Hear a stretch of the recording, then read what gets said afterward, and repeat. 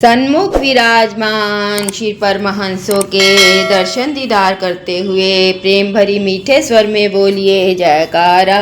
बोल मेरे श्री गुरु महाराज की जय, बोल सच्चे दरबार की जय, बोल अनंतपुर वासी भगवान की जय। जो जन जाकी शरण है ताकि तिसको लाज, उलट धार मछली बड़े बहे जात गजराज। झरने या नदी की पहाड़ से उतरती हुई तेज जलधारा में हाथी भी बह जाते हैं। विपरीत इसके एक छोटी सी मछली उसी उलट जलधारा में बहती हुई पहाड़ के ऊपर चढ़ जाती है, क्योंकि वह अपने आप को उस जलधारा के अर्पण कर देती है और उसका आश्रय ले लेती है। शरणागत होने पर वही तीक्ष्ण जलधारा उसका मार्गदर्शन बन जाती है। भाव यह है कि मनुष्य जब समर्थ पुरुष के अर्पण हो जाता है, तब उस समर्थ पुरुष को उसकी लाज बचाने के लिए उसकी रक्षा करनी पड़ती है। अतः एक भक्त या सेवक को अपने समर्थ गुरुदेव के तन मन धन में से समर्पित हो जाना चाहिए। तब वह माया की तीक्ष्ण धारा में नहीं बहेगा, बल्कि वह सकुशल माया की धारा से बच जाएगा। श्री रामचरित मानस का प्रसंग है। लंकापति रावण को जब विभीषण जी ने राम जी से विरोध न करने का परामर्श किया, तब रावण ने उसे लात मारकर अपमानित किया।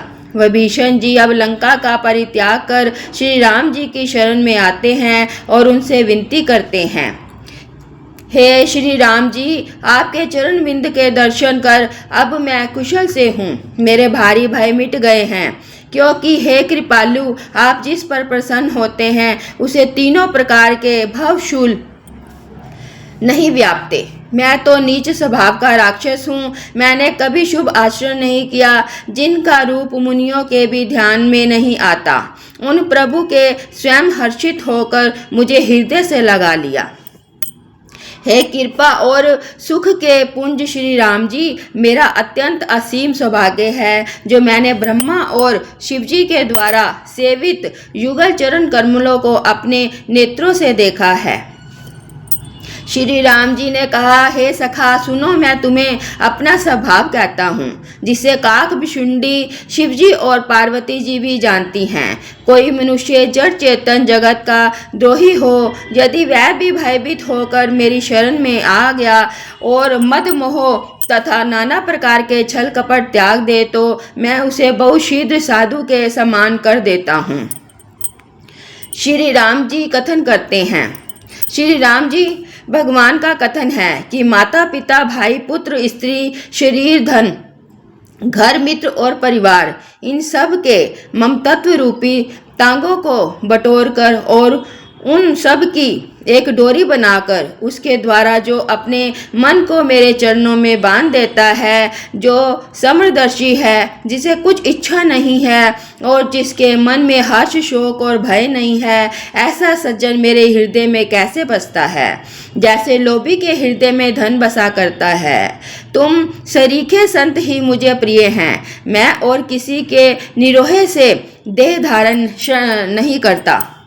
यह तो हुआ भगवान का विरत और उनकी शरणागत वत्सलता का प्रसंग। अब आगे भक्त या शरणागत को जो गुण अपने हृदय में धारण करने चाहिए, उन पर विचार कर लेना चाहिए। एक शरणागत भक्त के लिए न केवल इन गुणों पर विचार करना है, बल्कि इन पर दृढ़ भी रहना है। मुख्य तौर पर शरणागति के 6 लक्षण श्री सनातन गोस्वामी जी ने अपने ग्रंथ हरि भक्ति विलास में बताए हैं। यदि यह 6 लक्षण भक्त में हैं, तो इसी के आधार पर ही माना जाता है कि जीव की भगवान में दृढ़ आस्था है।